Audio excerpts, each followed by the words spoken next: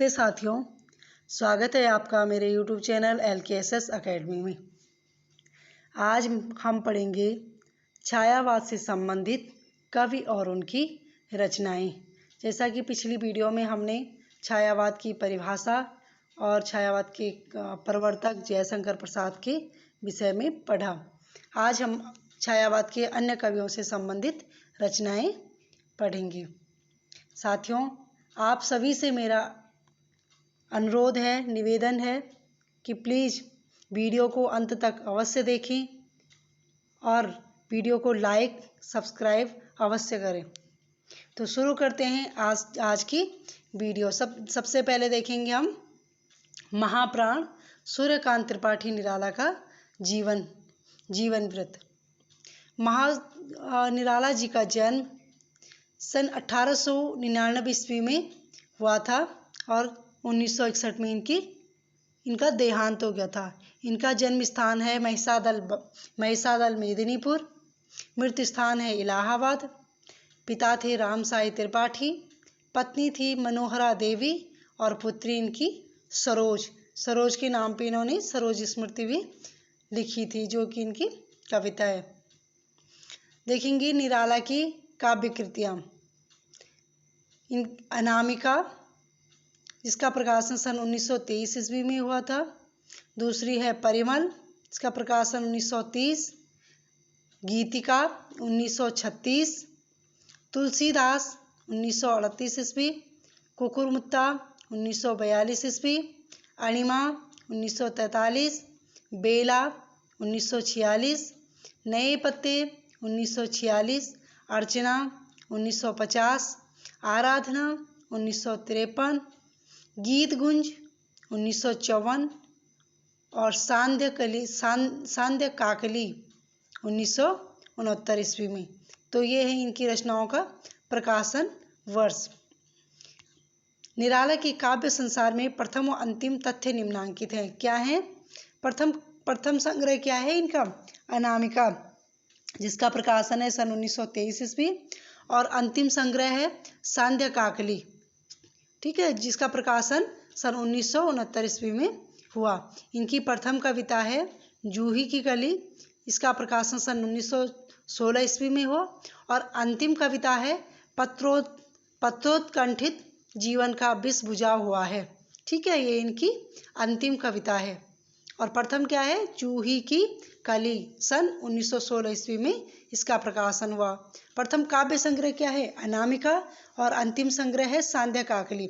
अनामिका और सांध्य काकली इनकी काव्य संग्रह हैं।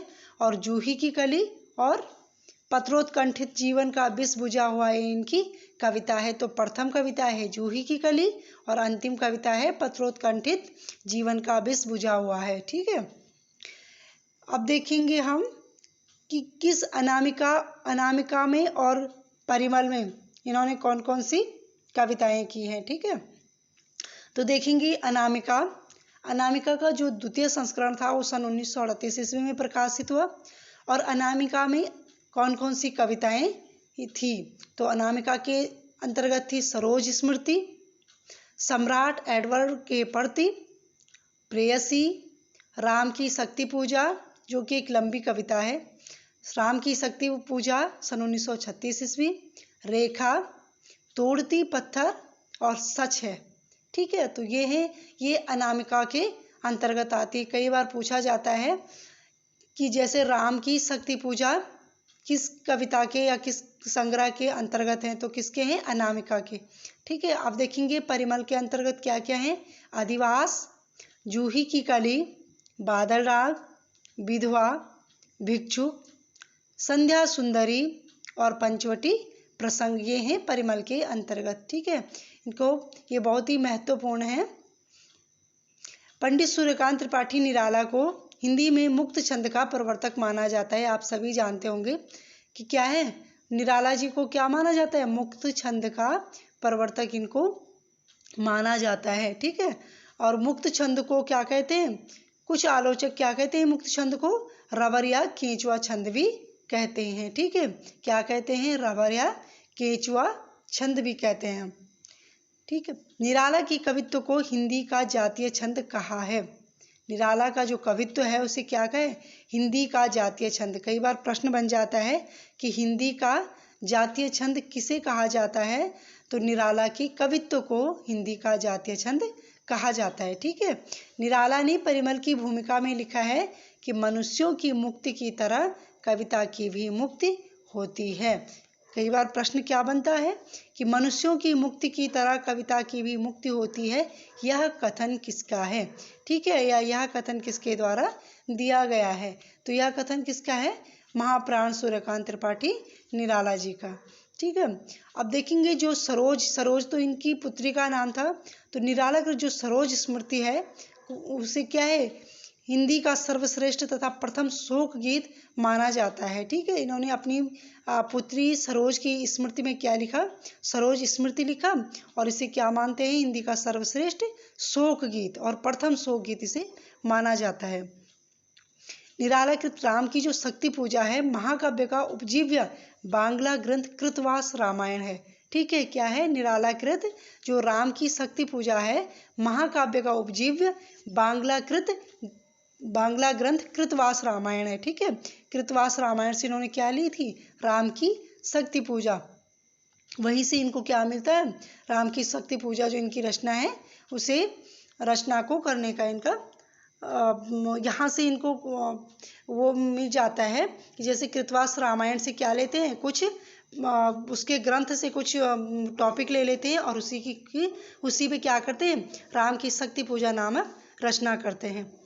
निराला कृत जो तुलसीदास है वो क्या है? 101 छंदों में रचित एक खंड काव्य है। तो जो निराला की तुलसीदास जो रचना है वो एक खंड काव्य है और कितने छंदों में है? 101 छंदों में रचित है। ठीक है। निराला ओज, औदात्य और विद्रोह के कवि हैं। किस प्रकार के कवि हैं? ओज, औदात्य और विद्रोह के कवि हैं। निराला अकुंठ एवं वयस्क श्रृंगार, दृष्ट तथा तृप्ति के कवि हैं। और आचार्य शुक्ल जी ने इन्हें बहुवस्तु स्पर्शनीय प्रतिभा निराला जी में बताई है। तो बहुवस्तु स्पर्शनीय प्रतिभा निराला जी में है, यह कथन किसका है? तो यह कथन है आचार्य रामचंद्र शुक्ल जी का। ठीक है। आगे देखेंगे हम प्रकृति के सुकुमार कवि कौन? सुमित्रा नंदन पंत जी का जीवन वृत्त। ठीक है।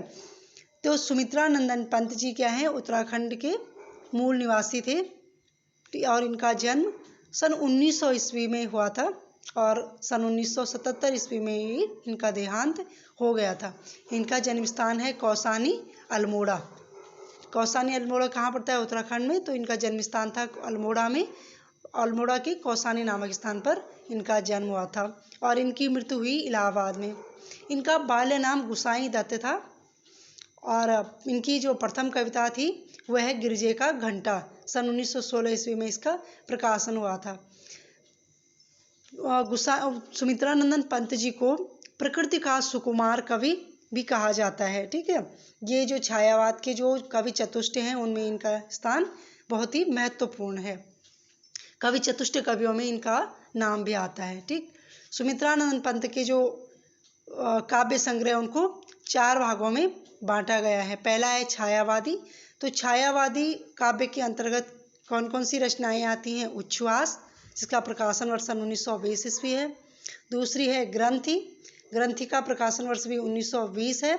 तीसरा है वीणा 1927, पल्लव 1928 और गुंजन 1932 ईस्वी में।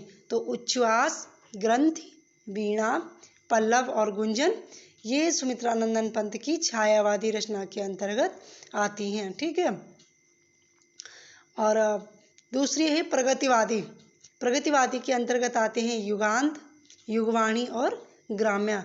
युगांत का प्रकाशन सन 1936 ईस्वी में हुआ, युगवाणी का 1939 और ग्राम्या का सन 1940 ईस्वी में। ये तीनों रचनाएं प्रगतिवादी रचनाएं हैं।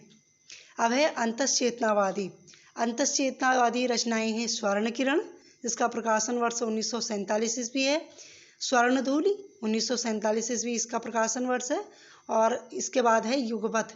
युगपथ का प्रकाशन वर्ष है सन 1949 ईस्वी। ठीक है। तो ये हैं छायावादी, प्रगतिवादी और अंतश्चेतनावादी युग की रचनाएं। अब है नव मानवतावादी। नव मानवतावादी। नव मानवतावादी के अंतर्गत आते हैं उत्तरायण, प्रकाशन वर्ष है 1949 ईस्वी। कला और बूढ़ा चांद। कला और बूढ़ा चांद बहुत बार पूछा गया है, बहुत ही महत्वपूर्ण है। इसका प्रकाशन वर्ष है 1959 ईस्वी और किस प्रकार की रचना है? नव मानवतावादी रचना है। अतिमा। अतिमा का प्रकाशन वर्ष है 1955 ईस्वी। लोकायतन 1964 और चिदम्बरा। ठीक है, चिदम्बरा के लिए इन्हें क्या मिला था? ज्ञानपीठ पुरस्कार भी मिला था सन 1968 ईस्वी में। सुमित्रा नंदन पंत की प्रथम छायावादी रचना उच्छ्वास है तथा अंतिम छायावादी रचना गुंजन है। ये आप भली भांति जानते होंगे। सुमित्रा नंदन पंत ने लोकायतन नामक महाकाव्य गांधी के जीवन पर लिखा है। तो जो सुमित्रा नंदन पंत की लोकायतन जो कृति है, उन्होंने क्या किया? लोकायतन में क्या है? महात्मा गांधी के जीवन पर आधारित कृति है ये। सुमित्रा नंदन पंत की महत्वपूर्ण कविताओं का संकलन चिदम्बरा शीर्षक से प्रकाशित है। इस पर इन्हें भारतीय ज्ञानपीठ पुरस्कार प्राप्त हुआ है। ठीक है, और सुमित्रा नंदन पंत की जो कृति है पल्लव, पल्लव को छायावाद का घोषणा पत्र या मैनिफेस्टो भी कहा जाता है। ठीक है, छायावाद का घोषणा पत्र या छायावाद का मैनिफेस्टो किसे कहा जाता है? तो किसे कहा जाता है? पंत जी की रचना पल्लव को। ठीक है, पंत जी को संवेदनशील इंद्रिय बोध का कवि कहा जाता है। क्या कहा जाता है? संवेदनशील इंद्रिय बोध का कवि इन्हें कहा जाता है और प्रकृति का सुकुमार कवि भी इन्हें कहा जाता है। और इनका बाल्य नाम क्या है? गुसाई दत्त इनका बाल्य नाम है। ठीक है, अब आगे देखते हैं महादेवी वर्मा का जीवन वृत्त। ठीक, महादेवी वर्मा का जन्म सन 1907 ईस्वी में हुआ था और इनका जो जन्म स्थान था वो है फर्रुखाबाद। इनका मृत्यु स्थान भी कहाँ है? इलाहाबाद। ठीक है, इनके पिता थे गोविंद प्रसाद और इनको जो उपाधि प्राप्त है, क्या उपाधि प्राप्त है? आधुनिक युग की मीरा। तो आधुनिक युग की मीरा कहा जाता है महादेवी वर्मा को। महादेवी वर्मा को हिंदी के विशाल मंदिर की वीणा पाणी कहा जाता है। क्या कहा जाता है? हिंदी के विशाल मंदिर की वीणा पाणी कहा जाता है। और महादेवी वर्मा कृत काव्य कृतियाँ हैं निहार, रश्मि, नीरजा, सांध्य गीत, यामा, दीपशिखा और सप्तपर्णा। ठीक है, निहार सबसे पहली रचना क्या है इनकी? निहार है, जिसका प्रकाशन वर्ष सन 1930 ईस्वी है। दूसरी है रश्मि, रश्मि का है 1932 ईस्वी में। निहार रहे हैं रश्मि को। ठीक है, किस प्रकार से याद करेंगे हम? निहार रहे हैं रश्मि को। कौन? नीरजा। किस समय? सांध्य के समय, तो सांध्य गीत। ठीक है, निहार 1930, रश्मि 1932, नीरजा 1935, सांध्य गीत 1936, यामा 1940, दीपशिखा 1942 और सप्तपर्णा सन 1960 ईस्वी में इनका प्रकाशन हुआ है। ठीक, महादेवी वर्मा कृत यामा में कौन कौन सी रचनाएं संकलित हैं? इनमें 4 रचनाएं संकलित हैं। कौन कौन सी?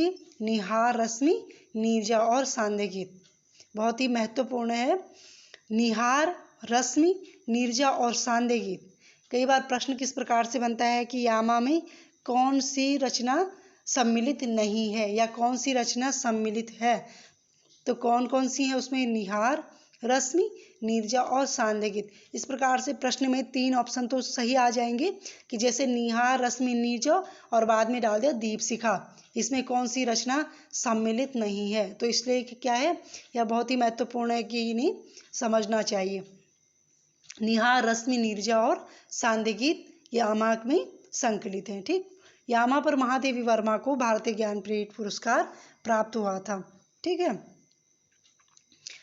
जो महादेवी वर्मा कृत सप्तपर्णा है उसमें क्या है? ऋग्वेदों के मंत्रों का हिंदी काव्यानुवाद संकलित है। ठीक है, महादेवी वर्मा की जो सप्तपर्णा रचना है उसमें क्या है?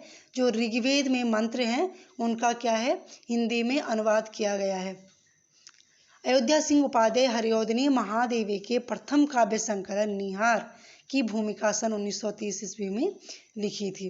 महादेवी वर्मा की ब्रजभाषा और आरंभिक खड़ी बोली की कविताओं का संकलन कब हुआ था? सन 1984 ईस्वी में प्रथम आयाम शीर्षक से प्रकाशित हुआ। और महादेवी वर्मा किस दर्शन से प्रभावित थी?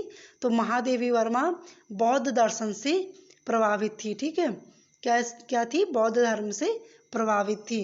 और इनका सर्वाधिक प्रिय प्रतीक था दीपक और बादल। ठीक, अब है साथियों छायावाद के जो अन्य कवि, ये चार तो बहुत ही महत्वपूर्ण हैं, जयशंकर प्रसाद, निराला, सुमित्रानंदन पंत और महादेवी वर्मा। ये कवि चतुष्ट में आते हैं, ये छायावाद के कवि चतुष्ट हैं। ठीक है,